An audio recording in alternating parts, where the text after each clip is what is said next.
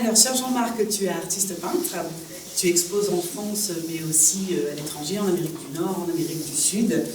Et tu fais partie d'une collection permanente dans de grands musées. Actuellement, tu exposes d'ailleurs à Lyon, il y a quelques jours encore à Saint-Tropez, et puis à Miami, et bientôt à Paris. Hein, c'est ça. Donc, je te redis merci pour nous avoir donné l'autorisation de reproduire également la toile, le miroir sur nos affiches et nos flyers. Pour mieux comprendre la peinture de Jean-Marc Alvé, je vais vous lire juste quelques lignes qu'a écrit son ami Charles Couture, le chanteur. Si les poètes sont ceux qui utilisent les mots plus vite qu'ils ne les pensent, les artistes sont ceux qui expriment en images ce qui est comprimé en eux, avant que la raison ne mette de l'ordre dans tout ce fratras d'émotions. La peinture de Calvé est un chahut, un désordre plane, une écriture automatique. Mais dans ce chaos apparent, on devine l'âme d'un homme généreux qui a dû mille et une fois réapprendre à vivre après que mille et une fois il soit mort. Voilà, j'ai trouvé ce texte très joli et ça exprimait bien ce que de ton travail. Donc tu es d'origine niçoise, mais tu as vécu aux États-Unis, en Amérique du Sud et plus particulièrement au Nicaragua, pays où tu as rencontré justement la peinture. Et si tu es ici aujourd'hui, c'est qu'après un passé tourmenté, gouverné par de multiples addictions, la peinture est entrée dans ta vie à 37 ans, tu es au Nicaragua. Tu vas très mal à ce moment-là. Au Costa Rica. Au Costa Rica. Je fais juste le... C'est dans tellement d'endroits différents, je me suis perdue. Donc au Costa Rica, tu vas très mal à ce moment-là et j'aimerais qu'avec tes mots, tu nous parles de la transition entre tes addictions extrêmement autodestructrices à une addiction extrêmement créative. D'abord, bonjour tout le monde et puis merci d'être là. C'est une belle... Il faut ça? Oui. Vous m'entendez ou pas? Oui. Oui. C'est bon ou pas? Si, un petit peu. Oui, un petit peu. Dans une heure, vous allez être. Allô? Bon, ok, mais normalement, je parle avec les mains. Et oui, tout a commencé... on va parler d'abord de mes addictions, on va dire. C'est-à-dire que tout a commencé par un traumatisme d'enfant, d'adolescent à 11 ans. On ne va pas rentrer dans les détails, mais tout le monde comprend un petit peu de quoi je parle. Et à partir de ce moment-là, je me suis complètement fermé. C'est-à-dire que le lendemain, j'ai inventé un personnage qui me permettait, je pensais au départ qu'il allait me protéger, des grands, des adultes qui voulaient faire du mal. Et j'ai commencé à construire un mur autour de moi.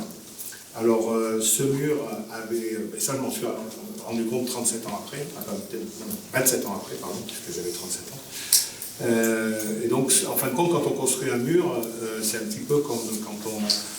c'est la même chose quand on met une graine et qu'on met un mur autour et qu'on arrose très peu, il n'y a rien qui pousse, donc il n'y a rien qui rentre, il n'y a rien qui sort en fin de compte, il n'y a pas d'émotion, il n'y a pas de choses comme ça. Donc j'ai commencé très jeune avec une addiction à l'autodestruction plus que tout. C'est-à-dire, ce n'était pas seulement les substances, j'allais dans tous les endroits où ça pouvait être très dangereux. Quand on me disait, par là il ne faut pas aller, j'allais directement là. On ne touche pas, ça brûle, je me brûlais et j'y revenais. Plus ça brûlait, mieux c'était.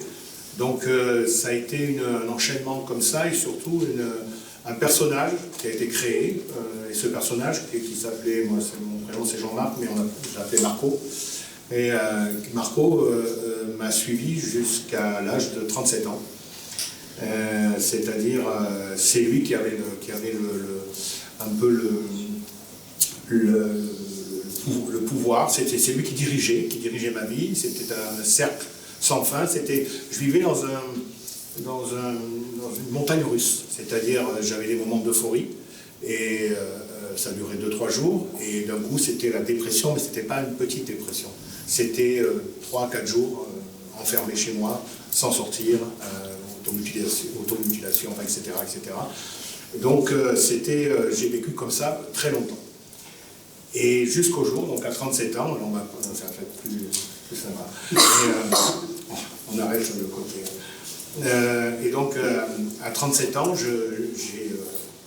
j'ai acheté une maison au Costa Rica, j'ai un restaurant là-bas, etc. Et jamais de peinture, jamais absolument rien de tout ça.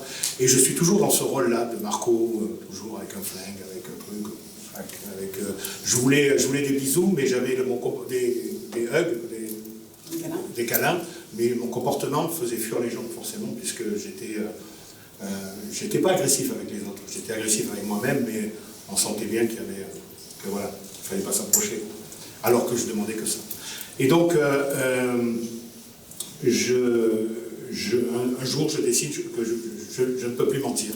Je n'arrive plus à mentir, je ne veux plus être contrôlé par ce Marco qui est moi en fin de compte, mais j'ai un masque. On parlait de masque. Je ne le supporte plus et j'ai envie d'arracher ce masque, mais le problème c'est que je l'arrachais le soir, le lendemain matin quand je me réveillais, il était encore là. Et je ne pouvais pas sortir sans. Je le remettais sans m'en rendre compte, juste entre la porte d'entrée et la voiture. Une fois que j'étais dans la voiture, le masque était placé et c'était impossible de m'en décoller. Donc, automatiquement, je buvais, mais j'étais jamais ivre, j'étais en permanence dans une espèce d'anesthésie. Où quand j'étais à l'extérieur, quand j'avais ces périodes d'euphorie, quand j'avais ma dépression, je ne sortais pas. Mais quand j'avais cette euphorie en moi, tout le monde disait « Oh, il y a Marco, c'est super, on va passer une super soirée ». Et c'est vrai que je faisais rire tout le monde, mais en fin de compte, à l'intérieur, tous les jours, je mourais un petit peu plus, dû au mur et à la graine un peu sans eau, quoi. Et bref, donc, un jour, je décide de stopper tout ça, de ne plus porter de masque, et surtout, je décide de mourir, quoi. Je décide, j'en ai marre, je ne peux plus. Et donc, je m'enferme dans cette maison, et je coupe le téléphone, je coupe tout. Et je décide, je prends tout l'argent que j'avais en banque, enfin bref, ça a duré quand même, ça a été une préparation, et je mets tout ça dans la maison, et je dis, je vais mourir avec toutes les substances qui existent, et je vais doucement descendre, jusqu'à ne pas revenir, jusqu'à ça, un petit peu, ça m'a fait penser un peu, bon, c'est peut-être pas la bonne image, mais moi, à ce moment-là, je pensais à ça, c'était le Grand Bleu quand il descend, et qu'à la fin, où il remonte, où il y a le dauphin, il s'en va. Et donc, c'était un peu ça. Mais je pensais vraiment partir avec le dauphin, je ne pensais pas remonter. J'ai dû partir pour ça. Et puis, un jour, dans cette péripétie, parce qu'en plus, je vivais, j'avais mis des plastiques sur les fenêtres, je vivais dans le noir, avec des ampoules rouges ou avec des ampoules très faibles. Et donc, je voyais pas grand-chose. Et vu le mélange des substances et tout ce que je prenais, etc., vous imaginez l'enfer que j'ai rapidement créé. Donc ça a été quand même, j'ai créé mon propre enfer, quoi, en fin de compte. Et à un moment donné, dans mes délires, tout ça, je tapais sur les murs. Et il y avait un mur qui séparait, un mur qui cachait, en fin de compte, qui avait été fait qui cachait l'escalier qui montait dans les chambres. Et là, en dessous des escaliers, je sens un boum boum, je dis, ah, il y a quelque chose. Il doit y avoir des gens dedans, enfin j'étais dans un truc, et je le casse, et en fin de compte c'était un truc qui sert normalement, ici on appelle ça un cafouche. Un cafouche, en histoire, il faut expliquer que le cafouche c'est un débarras. Un débarras, oui, pardon. Mais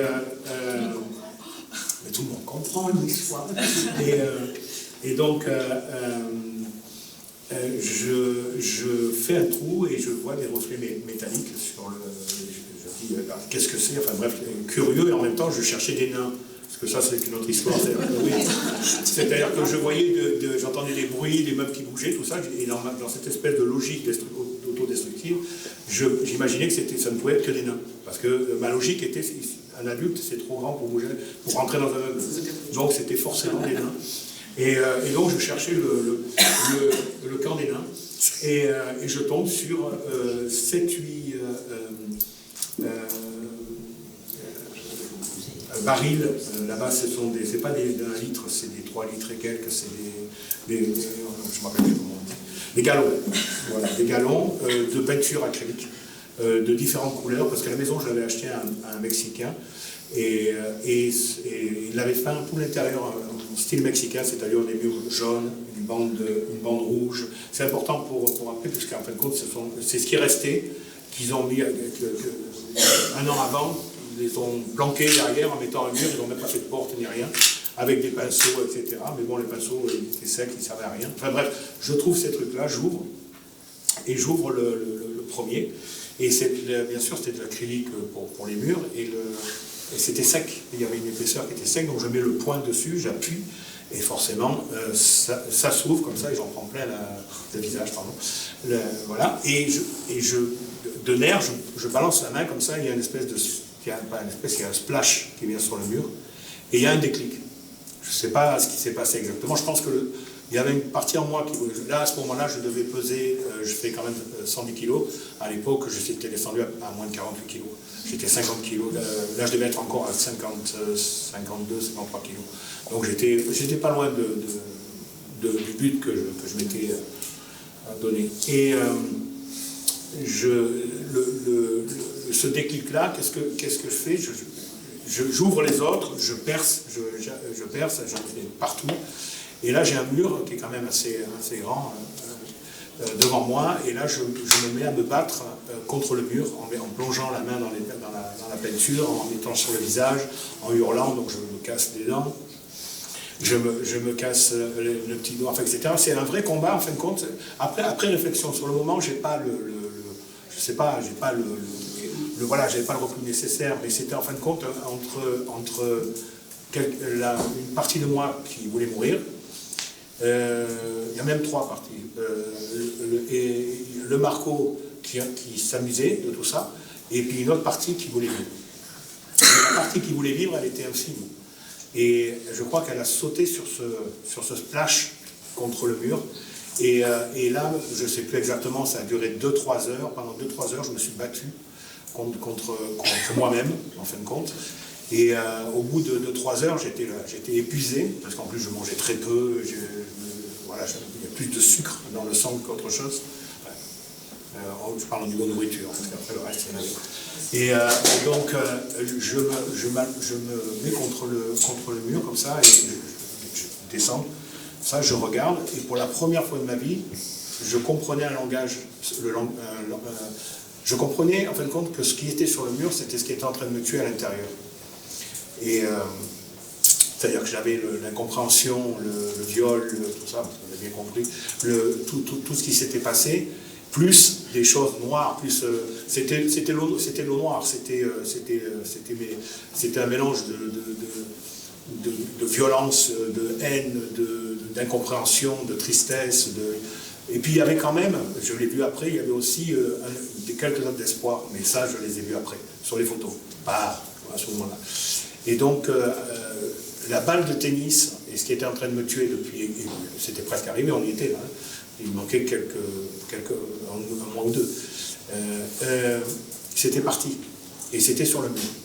Et là, à ce moment-là, j'ai eu encore ce déclic, et j'ai ouvert tous les pots, j'ai pris comme ça, et j'ai commencé à reproduire. Et à reproduire l'effet que ça me faisait, c'est-à-dire que ça me permettait de pouvoir respirer normalement depuis 37 ans, que je respirais, pas 37 ans, pardon, 27 ans, puisque les 11 premières années, c'était bien passé. Depuis 27 ans, j'étais sous perfusion. Et sans pouvoir respirer correctement, en étant toujours en accéléré, en étant... et en sachant pas ce que c'est vraiment l'amour, ni en voulant l'amour sans savoir ce que c'est. Donc c'est impossible. Et surtout quand on passe sa vie avec une masse et qu'on est à le corps, j'avais pris ça comme une maison. Et j'ai passé une large partie de ma vie avec une grosse masse. Alors au début c'est rock'n'roll, c'est sympa, c'est cool. Alors, on pète les murs et on gueule et on machin. Au début c'est comme ça. Il y a un certain plaisir, c'est-à-dire de destruction, d'autodestruction, de rock'n'roll. Mais le rock'n'roll ne dure pas longtemps. Le rock'n'roll, c'est comme les premiers shoots d'héroïne sont toujours sympathiques. Enfin, sympathique, c'est toujours boum. Et après, on l'a plus jamais, on veut toujours le reproduire, on l'a plus jamais.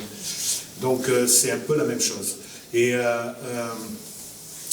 donc, quand on passe sa vie à casser tout ce qu'on a à l'intérieur, automatiquement, quand vous vivez dans une maison, imaginez votre maison, imaginez-la complètement détruite,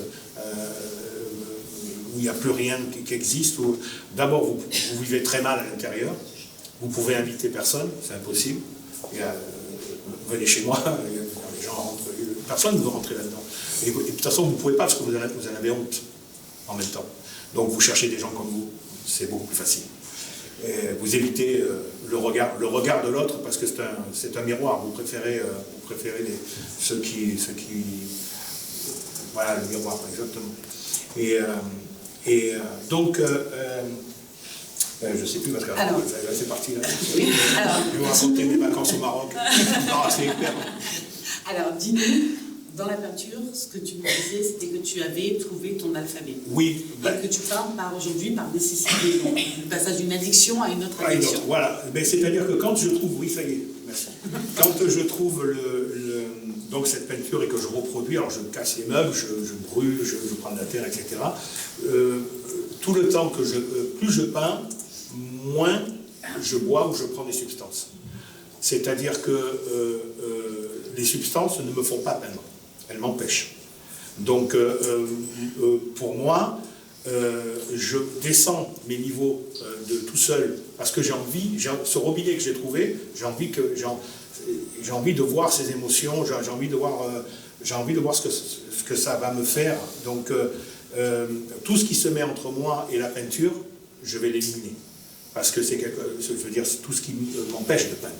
C'est-à-dire des substances, l'alcool. Donc au début, c'est-à-dire on va dire de 3-4 litres, je passe à 1,5 litre. Tout le monde va dire c'est énorme. Mais à ce moment-là, pour moi, je commence déjà à descendre les doses. Et en 3-4 mois, je suis pas pratiquement sevré, mais presque. Mais là et là, je reprends du poids de 48, je repasse à 55-56 kilos.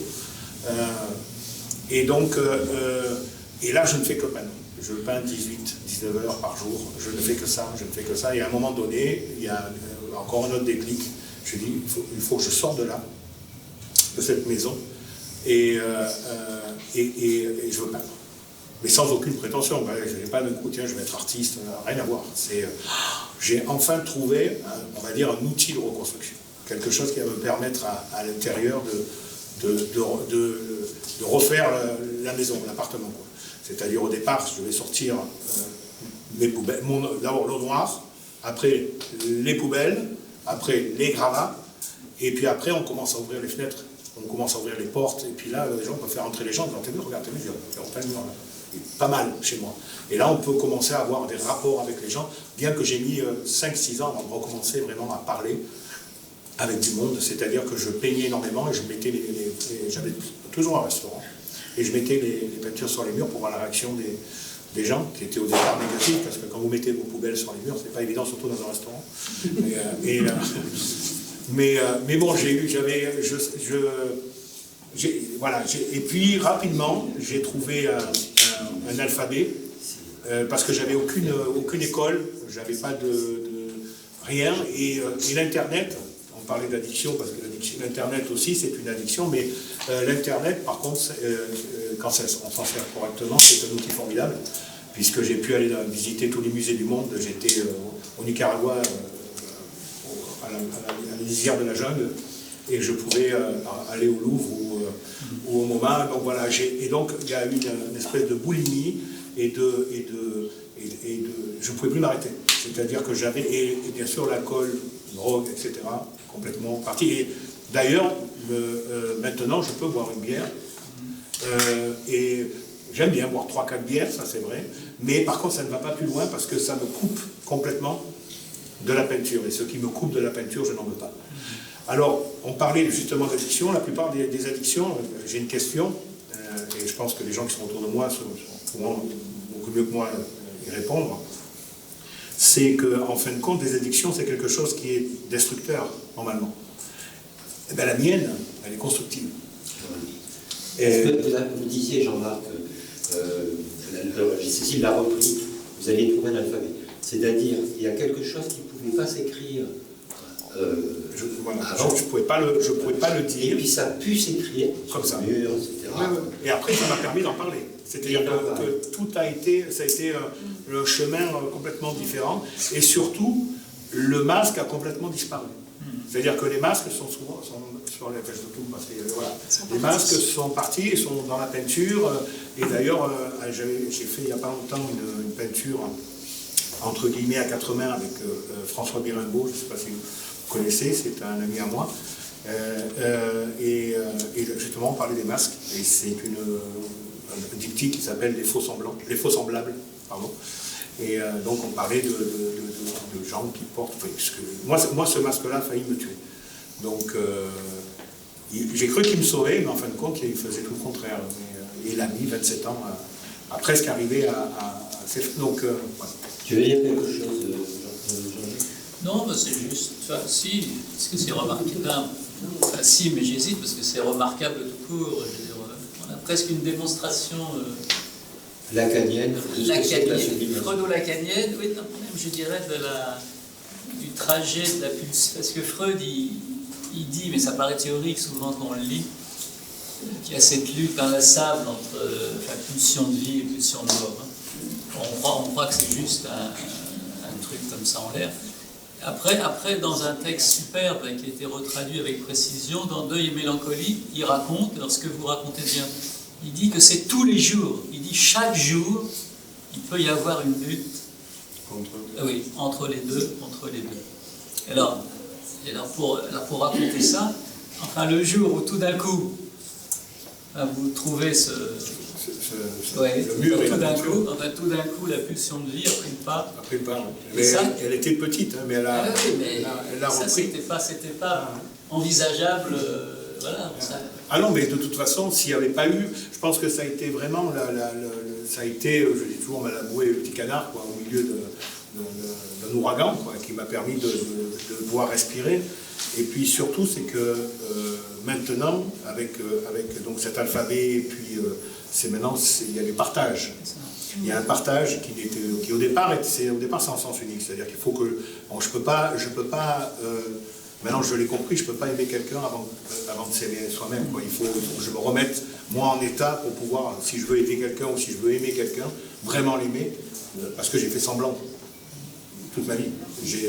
Je t'aime, je l'ai dit à des centaines de personnes, mais c'était pas... Là, maintenant, quand je le dis, je le dis même souvent, mais voilà, ce n'est plus la même chose. Et, pardon, vas-y. Au passage, non, mais la question que vous posez est juste. Alors, vous utilisez le terme d'addiction pour la vente. Il y a une espèce de boulimie, effectivement. Et alors, il est vrai que peut-être, parce que nous, souvent, on croit qu'il faut juste être dans la norme, là, réduire les choses, réduire les jouissances. Et là, vous proposez une autre solution sublimatoire, mais qui passe par l'excès aussi. Par l'excès aussi, mais après ça se calme. Oui. C'est-à-dire après ça se calme. Voilà, c'est-à-dire que cette boulimie, j'ai toujours cette boulimie. Oui. Mais 20 ans après, maintenant, je peins tous les jours, et c'est vrai que ça me donne une stabilité émotionnelle qui me permet j'ai plus cette euphorie et cette dépression. Ça n'existe plus. J'ai mes petits coups de blues, je veux dire, c'est paranoïa toute la journée, mais plus rien à voir avec et puis un sentiment cette volonté d'autodestruction permanente qui est comme ça. Donc voilà. Ils sont au nord le matin. Non, je voulais juste dire que le matin, c'est café let's paint. Mais c'est une façon de dire, parce qu'au début, je le disais, bon, je bois un café, et je vais... Peignon. Et Peignon en anglais. C'est pas dire que, il y a beaucoup de titres de mes peintures qui sont souvent en anglais, en espagnol. Alors donc, quand je vais quand je fais des expos en France, souvent les gens disent, vous pourriez mettre des titres en français. Je dis, mais c'est pas du tout une question je parle anglais, espagnol, etc. C'est parce que j'ai vécu pendant plus de 20 ans au Nicaragua et que là-bas, je me servais surtout de l'anglais et de l'espagnol. Et que quand on utilise 3 langues, on a souvent certains mots comme papillon, par exemple. En anglais, c'est butterfly et en espagnol, c'est mariposa. Donc ça me donnait plus. Par exemple, voilà, le tableau, voilà, ça c'est juste une aparté. Mais est-ce que dans le public, il y a des questions à poser à Jean-Marc? Des réflexions? Mais que des questions gentilles. Parce que le jeu de notre petit événement, c'est ça, hein, c'est de dialoguer avec le public, c'est une forme de forum. Vous avez bien compris, on ne fait pas là des exposés, mais voilà, ça rebondit selon le terme d'Agnès Calator, le rebondir. Ça, c'était pour ceux qui étaient là l'an dernier. Bon. Oui, oui. Est-ce que vous peigniez avant ce jour-là Avant le fatidique mur, non, jamais. J'ai dessiné. Moi, c'est des amis qui m'ont dit ça, je ne m'en rappelle plus du tout. Et qui m'ont dit que de temps en temps je dessinais, mais c'était vraiment pas. Non, non. C'était pas. J'étais plutôt. On parle d'art, sinon j'étais plutôt un acteur de théâtre hyper frustré. Parce que j'ai toujours voulu le faire. Et j'avais commencé ici, à Nice, mais c'était dans les années 82, 83. Et j'avais commencé l'acteur, un peu acteur studio, c'est-à-dire comment on avait dit t'écoutes pas